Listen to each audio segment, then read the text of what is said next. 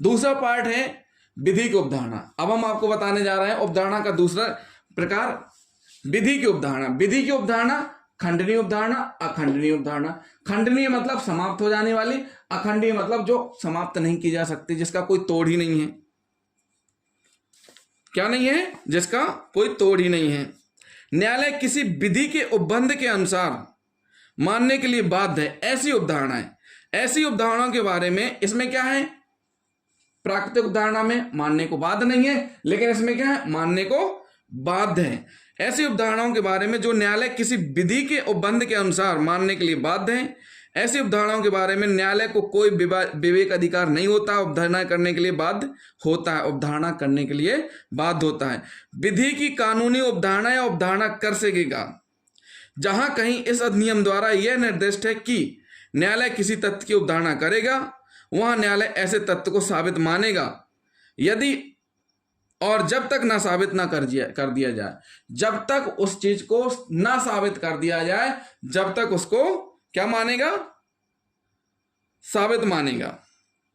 यह उपबंध न्यायालय को आदेश देता है कि ऐसे तथ्य को साबित माना जाएगा कि विधि की उपधारणाएं अनिवार्य प्रकृति की हैं, जिसकी न्यायालय उपधारणा करने को बाध्य है, परंतु विधि की ऐसी उपधारणाओं को भी साक्ष्य देकर खंडित या समाप्त किया जा सकता है।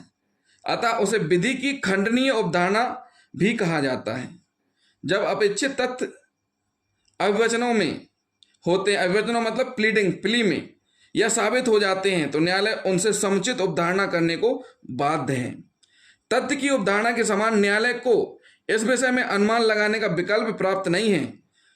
तथ्य में जिस तरीके से अनुमान लगाने का विकल्प प्राप्त है, वैसा विधि की उपधारणा में नहीं है। उसे उपधारणा करनी होगी, किंतु इस प्रकार की उपधारणा सबूत के द्वारा खंडित रहती है जब तक उसका खंडन नहीं हो जाता है। मतलब वो धारणा बनी रहती है जब तक वो अभियुक्त के द्वारा उसको समाप्त नहीं कर दिया जाता है। उदाहरण के लिए एफआईआर रिपोर्ट में दो साक्ष्यों का नाम दिया गया है, किंतु उनकी साक्ष्य रिकॉर्ड नहीं की जाती है, तो यह माना जाएगा या उपधारणा की जाएगी कि उनकी साक्ष्य अभियोजन के विरुद्ध जा सकती थी। तो सीधी सी बात है, विधि की खंडनीय उपधारणा का मुख्य कार्य यह अवधारित करना है कि सबूत का भार किस पर है। जो विधि की खंडनीय उपधारणा है उसका क्या है? मुख्य कार्य कि सबूत का भार किस पर है। एफआईआर लिखी गई, उसमें दो साक्ष्यों का नाम है। अगर अभियोजन ने यानी इन्वेस्टिगेशन एजेंसी ने इन दोनों साक्ष्यों के बयान नहीं लिए, तो इसका मतलब यह है क्या उपधारणा की जाएगी कि उनकी साक्ष्य अभियोजन के विरुद्ध जा सकती थी, इसलिए उनके साक्ष्य नहीं लिए गए हैं। एक उदाहरण और हम आपको समझाते हैं। जब किसी व्यक्ति के संबंध में यह प्रश्न खड़ा होता है कि मनुष्य जीवित है या मर गया, इसी साक्ष्य अधिनियम में आगे हम आपको बताएंगे इस सेक्शन के बारे में, जिसका हम उदाहरण आपको दे रहे हैं।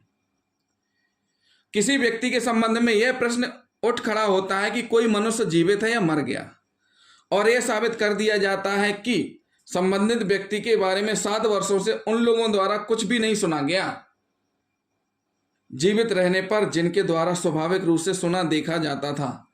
यानी जो व्यक्ति जीवित रहने पर उसके बारे में चिंता करते थे, सुनते थे, जानते थे, उनके द्वारा पिछले 7 वर्षों से कुछ भी नहीं सुना गया है, जैसे माता पिता, पत्नी, पुत्र, पुत्री इत्यादि, तो न्यायालय यह उपधारणा करेगा कि उसकी मृत्यु हो चुकी है। क्या उपधारणा करेगा? कि उसकी मृत्यु हो चुकी है, अर्थात उपधारणा करने को बाध्य है। परंतु इसी उपधारणा को साक्ष्य देकर इस प्रकार की उपधारणाओं को खंडित अर्थात समाप्त किया जा सकता है। कैसे साक्ष्य देकर? कि सिद्ध कर दो कि भैया वो तो वहां पे निवासरत है, या उसने दूसरी शादी कर ली है, या उस जगह पर रह रहा है। तो ये क्या हो गई? उपधारणा खंडित समाप्त की जा सकती है।